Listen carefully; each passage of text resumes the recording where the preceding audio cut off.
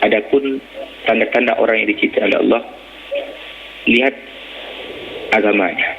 Jadi bukan dilihat dari segi harta yang Allah berikan, kemewahan-kemewahan yang Allah berikan di kehidupan dunia ini. Tidak, dilihat agamanya.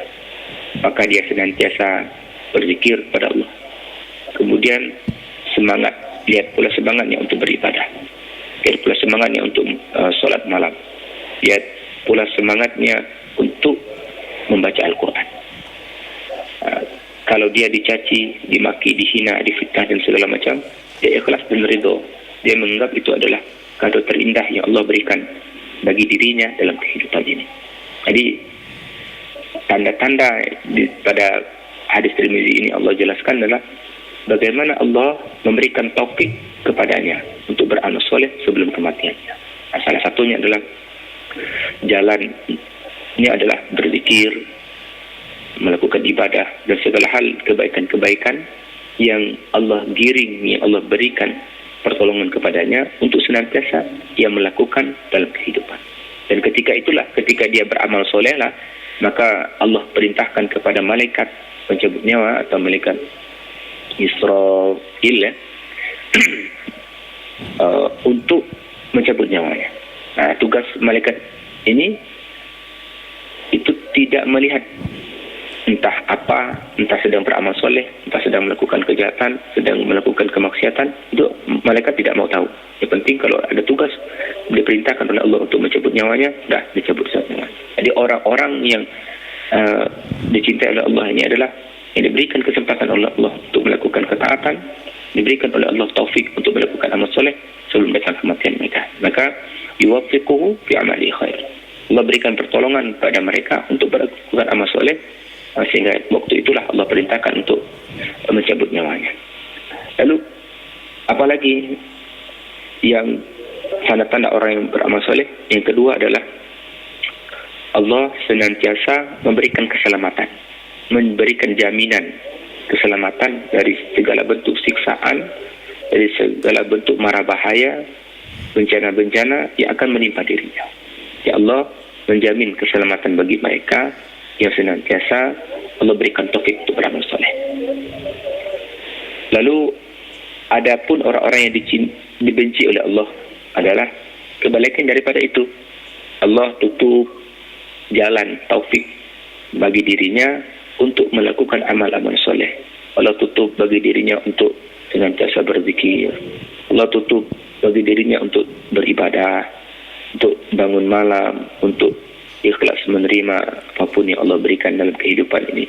Karena di dalam surah Al-Baqarah, surat yang kedua, ayat yang ke-216, Allah menjelaskan pada awal surah bahwasanya bismillahirrahmanirrahim, kutiba alaikumul qital wa huwa karhul lakum wa asa an takrahu syai'an wa huwa khairul lakum wa asa an tuhibbu syai'an wa huwa syarrul lakum wallahu ya'lamu wa antum la ta'lamun. Di sini dijelaskan bahwasanya walaupun berkaitan masalah perang, diwajibkan atas kamu berperang. Padahal itu tidak menyenangkan bagimu. Tetapi boleh jadi kamu tidak menyenangi sesuatu, padahal itu lebih baik bagimu. Dan boleh jadi kamu menyukai sesuatu, padahal itu tidak baik bagimu. Allah mengetahui sedang kamu tidak mengetahui. Artinya apa?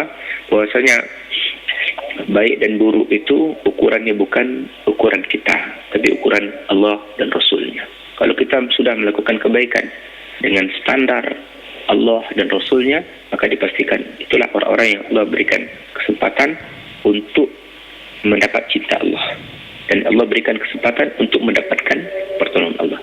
Namun sebaliknya, orang-orang yang Allah tutup jalan taufik bagi dirinya, maka mereka lah orang-orang yang dibenci oleh Allah, dan Allah tutup jalan untuk memberikan keselamatan bagi dirinya. Jadi dua hal ini adalah dua hal yang berbanding terbalik. Sehingga ketika kita jadi orang yang taat, ketika kita mampu untuk menjaga ketaatan, dan ketika itulah Allah akan memberikan keselamatan dalam kehidupan kita. Nah, kita yakin dan percaya bahwasanya apapun yang hari ini Allah berikan kepada kita, sesungguhnya hakikatnya adalah Allah sedang menitipkan, Allah sedang memberikan cintanya kepada kita. tapi berkaitan dengan hal-hal kebaikan. Sedangkan ketika Allah jauhkan kita dari kebaikan-kebaikan, jauhkan kita dari tempat-tempat ibadah, jauhkan kita daripada berzikir kepada Allah Tabaraka wa Ta'ala, hakikatnya sesungguhnya Allah sedang tidak mencintai kita. Tapi setidak-tidaknya ada jalan bagi orang-orang yang tidak mendapat cinta Allah. Tentu kita senantiasa memasang niat untuk senantiasa berbuat baik, senantiasa bisa mendapatkan pertolongan, maunah atau taufik daripada Allah Tabaraka wa Ta'ala, sehingga tidak ada yang tidak mungkin dalam kehidupan ini. Jadi itu konsep yang harus berlaku. Terkadang ya Allah celupkan kita ke dalam lembah kemaksiatan, kemudian Allah angkat kembali karena kasih sayangnya Allah kepada seorang hamba. Maka marilah kita sama-sama mengerti dua tanda ini, baik itu tanda orang-orang yang dicintai maupun tanda orang yang dibenci. Jadi kita langsung